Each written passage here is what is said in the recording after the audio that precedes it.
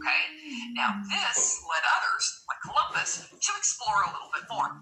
So here are some key points that you need to know about our first explorers. So Columbus convinced the Spanish, so we're looking at the Spanish right now, Crown to support his search for a westward route to India by crossing the Atlantic.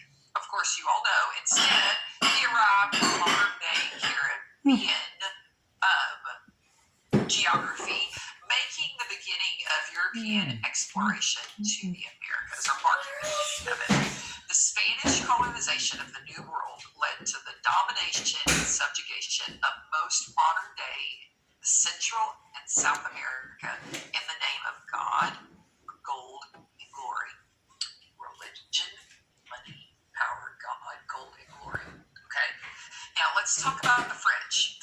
Now the French, in searching for a northwest passage to make trade with Asia easier, they ended up exploring and settling in North and East Canada and along the Mississippi River. All right, so French down in Louisiana along the Mississippi River, and they were trading fur and fish. All right, and then English, though late to start, they were a little late to the exploration party compared with Spain, French, the Dutch, all of those. They found great success in colonizing the eastern seaboard. So now you kind of see it geographically where they all landed. And then you have the Dutch, which quickly developed a massive trading empire with a powerful navy and diverse colonies. And so they were in present-day New York, so that area, and they had colonies in the Caribbean. So little bit of exploration history for you. All right, now let's look at the impact trade had on that exploration. So you have what we call the Columbian Exchange. Now that was the global exchange between Europe and the Americas. All right, so you can see over here on this map we have England was transporting tea, spices, furniture, cloth, and up here it was going back as fish, whale oil, lumber, and tobacco. Europe was also exporting out iron products, and the Americas were sending rum and iron products in from the West Indies. We were sending from Africa to the West Indies slaves and gold, and then from the Americas down to the West Indies, you had flour, fish, meat, and lumber. So this right here, Columbian Exchange. So all that exchanging that was going on between Europe and the Americas. Now this is all built on the idea of mercantilism. This is the key concept you need to know. So a country's wealth is measured by its gold reserves, and countries should export more than import to build wealth of the nation. This led to the establishment of colonies for trading with the mother nation. So the colonies were set up as a way to build wealth. With wealth comes power. However, Europeans did see these colonies as second-class citizens, like you're here for us, which if you know your history, you know where this is leading, okay? So that whole idea that the country's wealth is measured by their ability to import and export. So they set up these colonies to make that happen. And we have triangular trade. You can kind of see here, we've got this nice little triangle going on in here. And that was that global system of trade that emerged between the Americas, Europe, and Africa. So once we started including Africa, it became that triangular pattern more than just the Columbian Exchange. So that's when the piece coming from Africa was added in, so that triangular trade.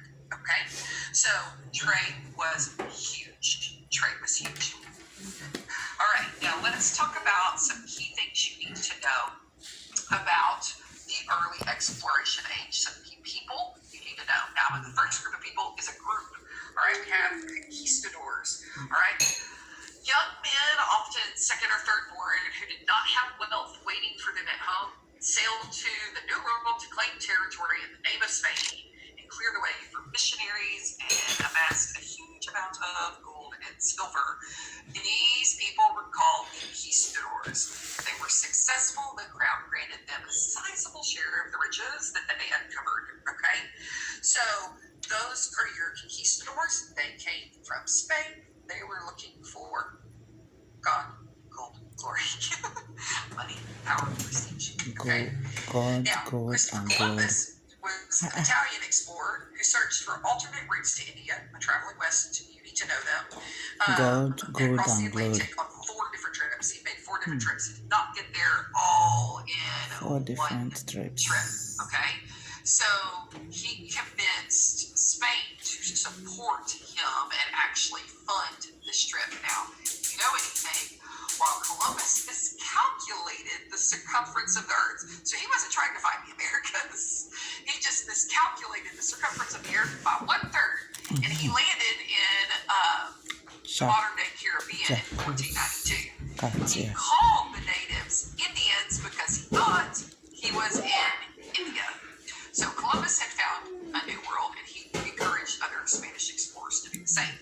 Now, your famous French explorer was Jacques Cartier. All right, yeah, my French accent is terrible. So he was the first to search for water routes from the Atlantic to the Pacific.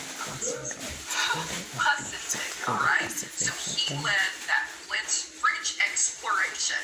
All right. So he explored the Great Lakes, the Mississippi River, and all its little tributaries.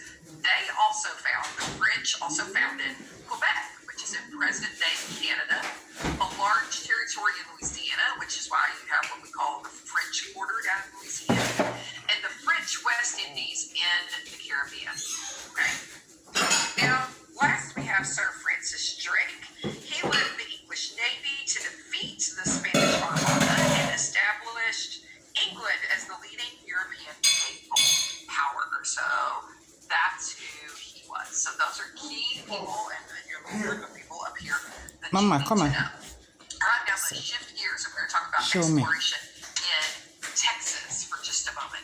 So we're jumping around in time a little bit, but we're going to stay with that theme of exploration. Shalanga mna papa. All right, so let's talk about